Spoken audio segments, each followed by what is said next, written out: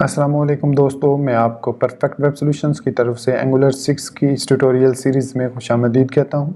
दोस्तों, मेरा नाम इमरान कासिम है और ये हमारा एंगुलर 6 की ट्यूटोरियल सीरीज़ का पार्ट 31 है। और आज के इस वीडियो ट्यूटोरियल में हम रिएक्टिव फॉर्म्स के अंदर फॉर्म ग्रुप्स और फॉर्म बिल्डर को देखेंगे कि किस तरीके से हम फॉर्म ग्रुप और फॉर्म बिल्डर्स को यूज़ करके फॉर्म्स क्रिएट कर सकते हैं और फिर उनको दोनों साइडों से फ्रंट एंड और बैक एंड से मतलब टाइपस्क्रिप्ट फाइल से और HTML फाइल से किस तरीके से हम वैलिडेशन परफॉर्म कर सकते हैं। तो इससे पहले कि मैं अपने इस वीडियो ट्यूटोरियल को स्टार्ट करूं, मैं आपसे रिक्वेस्ट करूंगा कि अगर आपने अभी तक हमारे चैनल को सब्सक्राइब नहीं किया तो काइंडली इसको सब्सक्राइब ज़रूर कर लें और साथ में मौजूद जो बेल का नोटिफिकेशन आइकन है उसको प्रेस करना मत भूलिएगा, ताकि आपको हमारी आने वाली हर नई वीडियो या सीरीज़ की नोटिफिकेशंस आपकी ईमेल में या आपकी यूट्यूब ऐप में आपको मिलती रहें और आप उनसे अप टू डेट रह सकें। Thank you very much. तो चलिए शुरू करते हैं इस वीडियो ट्यूटोरियल को। तो फॉर्म ग्रुप्स को यूज़ करने या फॉर्म ग्रुप को यूज़ और फॉर्म बिल्डर को यूज़ करने से पहले हम देख लेते हैं कि लास्ट वीडियो ट्यूटोरियल में हमने फॉर्म कंट्रोल को यूज़ किया था और साथ में उसको कुछ हमने बूटस्ट्रैप यूज़ करते हुए उसको थोड़ी सी स्टाइलिंग कर ली थी। तो ये नॉर्मल बूटस्ट्रैप है। तो अब चलिए बढ़ते हैं हम फॉर्म ग्रुप की तरफ। तो इसके लिए हमें डेफिनेटली चाहिए रिएक्टिव फॉर्म्स मॉड्यूल और उसके बाद हमें यहाँ पर app.component.ts फाइल में फॉर्म ग्रुप चाहिए पैकेज, जो यहाँ पर मैंने ऐड किया है फॉर्म ग्रुप। तो इस फॉर्म ग्रुप को यूज़ करने के लिए यहाँ पर जिस तरीके से हमने यूज़र नेम का वेरिएबल बनाया यूजिंग फॉर्म कंट्रोल, जो कि हमने लास्ट वीडियो ट्यूटोरियल पार्ट 30 में देखा था, तो इसमें अब मैं यहाँ पर इसको नाम दे देता हूँ user form is equal to new form group. तो बेसिकली फॉर्म ग्रुप के अंदर हम मल्टीपल कंट्रोल्स को ऐड करते हैं, जिस तरीके से हमने ये यूज़र नेम को यहाँ पर ऐड किया। तो अब मैं इसको यहाँ से कट करूँगा और उसको पेस्ट कर दूँगा विद इन फॉर्म ग्रुप। यहाँ से सेमी कॉलन ख़त्म करेंगे और ये इसको एज एन ऑब्जेक्ट हम पास कर रहे हैं, तो ये इस तरीके से हम इसको पास करेंगे और बाकी उसकी वैलिडेशंस उसी तरीके से हम ऐड करेंगे। लेकिन अब यहाँ पर एक छोटा सा प्रॉब्लम आएगा। वो प्रॉब्लम ये होगा कि अब हमारे पास ये जो नेम वगैरह पे एरर्स हैं वो यहाँ पर नहीं आएंगे और ये देख सकते हैं इसकी स्टाइलिंग भी ख़राब हो चुकी है।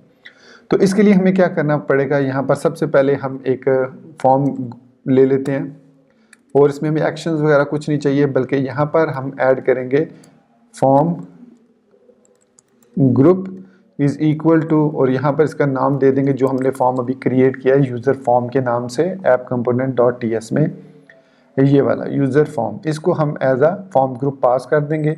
फिर हम फॉर्म कंट्रोल नहीं यूज़ करेंगे बाइंडिंग वाला, बल्कि हम यूज़ करेंगे फॉर्म कंट्रोल नेम यूज़ करेंगे और यहाँ पर उस कंट्रोल का नाम दे देंगे।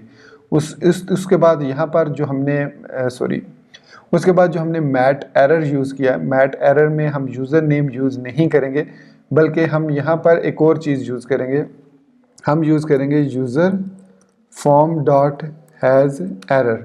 अगर यूज़र फॉर्म हैज़ एरर तो इसके बाद हमें यहाँ पर ये डबल लाइन लगाने की, 2 दफ़ा लिखने की इसको ज़रूरत नहीं है। हम सिर्फ लिखेंगे if user form dot have error, तो यहाँ पर लिख सकते हैं यूज़र नेम हैव एरर, या हमें कस्टम एरर मैसेज शो अगर करनी है तो यहाँ पर हम एक फंक्शन क्रिएट कर लेते हैं। तो वो फंक्शन हम यहाँ पर क्रिएट करेंगे टाइपस्क्रिप्ट में। तो यूज़र नेम एरर्स और यहाँ पर हम रिटर्न करेंगे this dot user form dot controls into user name dot, और अब हम इसमें देंगे रिक्वायर्ड डॉट, इसमें लिखेंगे हैज़ एरर रिक्वायर्ड।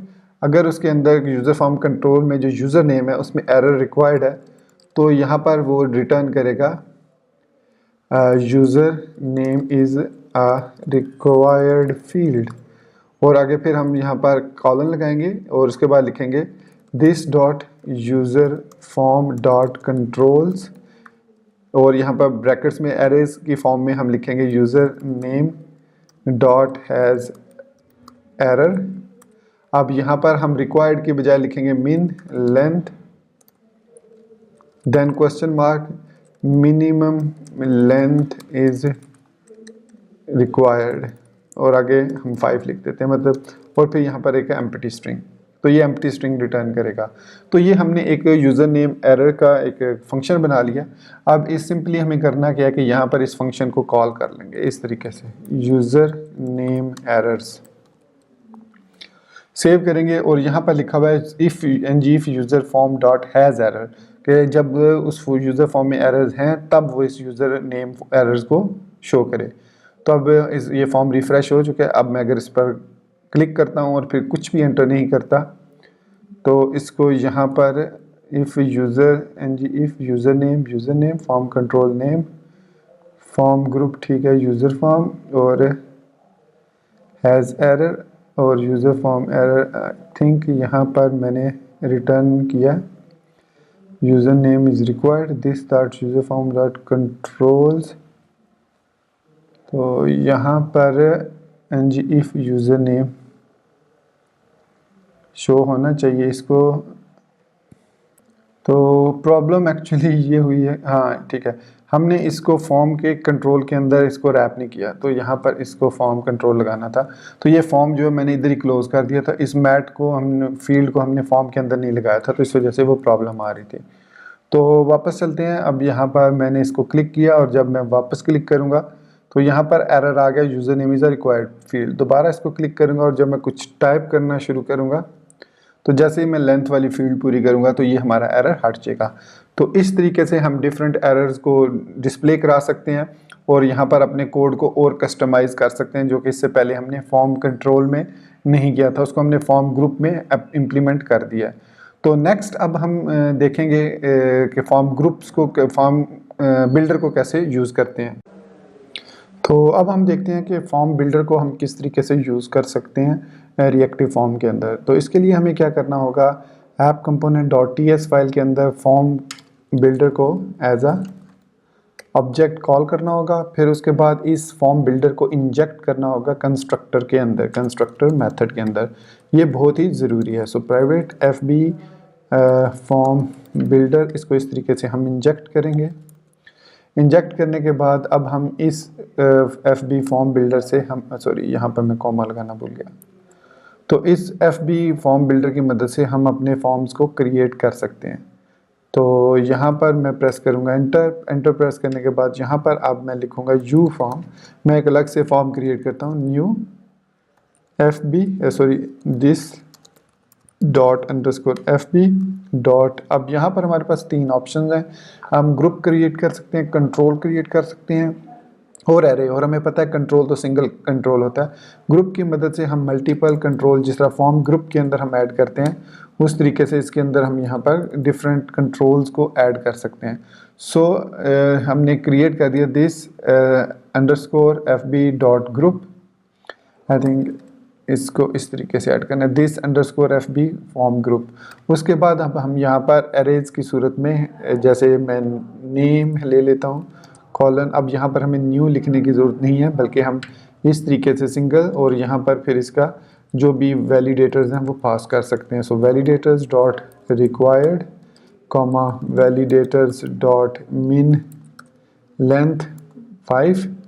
और ये हमने एक इसी तरीके से, जिस तरीके से हमने फॉर्म ग्रुप की मदद से फॉर्म क्रिएट किया, उसी तरीके से हमने कंस्ट्रक्टर को यूज़ करते हुए ग्रुप मेथड के साथ इसको फॉर्म बिल्डर को यूज़ करते हुए फॉर्म क्रिएट किया। अब इस फॉर्म को यहाँ पर हम ऐड करते हैं।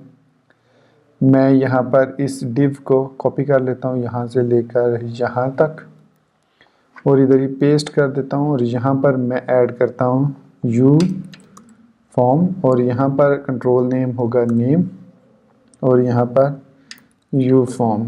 बाकी इसका सेम ही सिंटैक्स है और यहाँ पर यूज़र नेम के बजाय मैं नेम एरर्स कह दूँगा क्योंकि ये डिफरेंट है उससे। सो नेम एरर्स होगा। तो नेम एरर्स को अब हम डिफ़ाइन करेंगे कैसे, इसी को डुप्लीकेट कर लेते हैं। तो इसको पेस्ट करेंगे और यूज़र नेम के बजाय इसको नेम एरर्स कह देंगे। अब उसके बाद यहाँ पर हम यूज़ करेंगे यू फॉर्म और यहाँ पर भी लिखेंगे यू फॉर्म। बाकी सारा काम सेम है और दोनों ही फॉर्म बिल्डर यूज़ करें चाहे आप फॉर्म ग्रुप यूज़ करें। फॉर्म ग्रुप का ये फ़ायदा हो जाता है कि हमें यहाँ पर फॉर्म बिल्डर के यूज़ करने के बाद हमें ये फॉर्म कंट्रोल और फॉर्म ग्रुप को ऐड करने की ज़रूरत नहीं पड़ती। आप देख सकते हैं इस यू फॉर्म में मैंने कहीं पर भी ग्रुप या कंट्रोल यूज़ नहीं किया, बल्कि ये ऑटोमेटिकली इसको क्रिएट करता है। तो इसको व्यू करते हैं फ्रंट एंड पर, तो ये हमें 2 अब टेक्स्ट बॉक्स मिलने चाहिए, तो देख सकते हैं।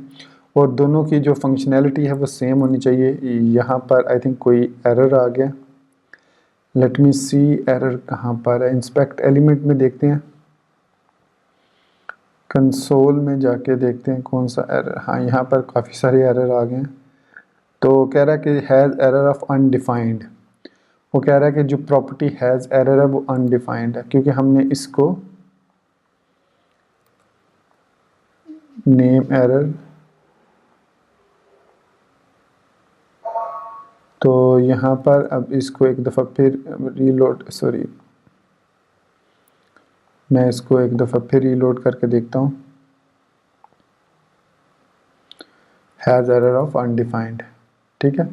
तो ये बेसिकली यू फॉर्म इधर डॉट, तो इनवैलिड कर देते हैं इसको, यू फॉर्म डॉट इनवैलिड है अगर, तो अब ये हमारा एरर ख़त्म हो जाएगा।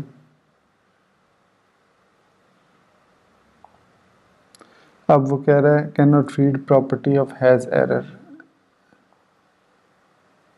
हैज़ एरर यहाँ पर दे रहा है, तो इसका मतलब है अगर हम यहाँ पर इसको हैज़ एरर रहने देते हैं और यहाँ पर इसको हम डॉट, इसमें तो हैज़ एरर मौजूद है, यूज़र नेम है ये। हाँ, यहाँ पर देखते हैं, इसमें भी हैज़ एरर मौजूद है हमारे पास, और यहाँ पर भी यू फॉर्म में भी हमारे पास हैज़ एरर मौजूद है। तो ये एरर क्यों आ रहा है, लेट्स इन्वेस्टिगेट। वो कह रहा है can not read property undefined app component dot T S, so app component dot T S file में एरर है। So this dot U form, so this dot U form अगर हम न्यू करते हैं तो ये एरर देता है। हाँ, ठीक हो गया। इसकी नेम है, बेसिकली हमने यहाँ पर इसको चेंज किया था, तो ये नेम है। उसके अलावा यहाँ पर भी आई थिंक, ठीक है, इधर नेम मैंने कर दिया था, उधर मैंने इसको चेंज नहीं किया था, यूज़र नेम रखा था, तो ज़ाहिर बात है सॉरी यहाँ पर चेंज करना था, तो नेम और नेम ये लिखना था। अब ये ठीक हो जाएगा। तो अब ये एरर ख़त्म हो चुका है हमारा, और यहाँ पर सेम एरर दोनों जगह पर अब हमें एरर, सेम एरर्स जो है वो मिल रहे हैं। तो दोस्तों ये था तरीका किस तरीके से हम फॉर्म ग्रुप और फॉर्म बिल्डर को यूज़ कर सकते हैं रिएक्टिव फॉर्म्स के अंदर। अब नेक्स्ट वीडियो ट्यूटोरियल में हम CRUD ऑपरेशन परफॉर्म करेंगे रिएक्टिव फॉर्म्स को यूज़ करते हुए। उसके बाद हम बात करेंगे टेम्पलेट ड्रिवन फॉर्म्स की। तो दोस्तों उम्मीद करता हूँ मेरा ये वीडियो ट्यूटोरियल आपको पसंद आया होगा। आप इसको लाइक करना, मेरे चैनल को सब्सक्राइब करना नहीं भूलेंगे। अपनी दुआओं में याद रखिएगा। Thank you very much for being with me till end. Take care, अल्लाह हाफिज़ एंड बाय।